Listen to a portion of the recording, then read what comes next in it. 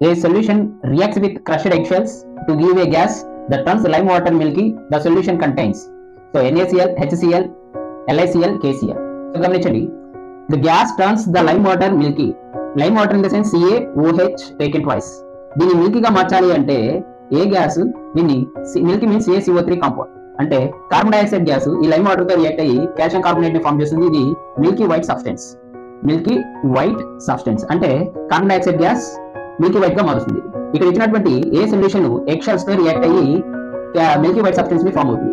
Imagine eggshells అనేవి calcium carbonate తో మేడపై ఉంటాయి ఎగ్షెల్స్. సో ఇప్పుడు ఇవి కన్నా HCl తో రియాక్ట్ అయితే అంటే యాసిడ్ తో రియాక్ట్ అయితే గమనించండి ప్రోడక్ట్ ఏంటి, ఇది మెటల్ కార్బోనేట్. యాసిడ్ తో రియాక్ట్ అయ్యి salt plus water plus carbon dioxide ని రిలీజ్ చేస్తాయి. గమనించండి ఇక్కడ ప్రోడక్ట్ ఏంటి, కార్బన్ CaCl2 2 మోల్స్ తీసుకుంటే CaCl2 plus H2O plus CO2 అంటే యాసిడ్ తో రియాక్ట్ అయ్యి కార్బన్ డైఆక్సైడ్ గ్యాస్ ని ఈ ఎగ్షెల్స్ అనేవి రిలీజ్ అయ్యి ఆ కార్బన్ డైఆక్సైడ్ ఏం చేస్తుంది అంటే లైమ్ వాటర్ లో పంపించామంటే ఇది మిల్కీ వైట్ సబ్స్టెన్స్ గా ఫామ్ అవుతుంది. సో ఇది యాసిడ్ అయితే కరెక్ట్ సూటబుల్ ఆన్సర్. ఇచ్చిన ఆప్షన్స్ లో NaCl అనేది సాల్ట్, ఇది ఎగ్షెల్స్ తో రియాక్ట్ కాదు.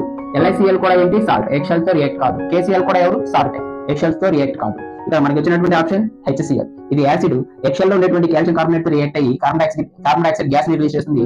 ఈ carbon dioxide gas lime water ని మిల్కీ వైట్ సబ్స్టెన్స్ గా మారుస్తుంది.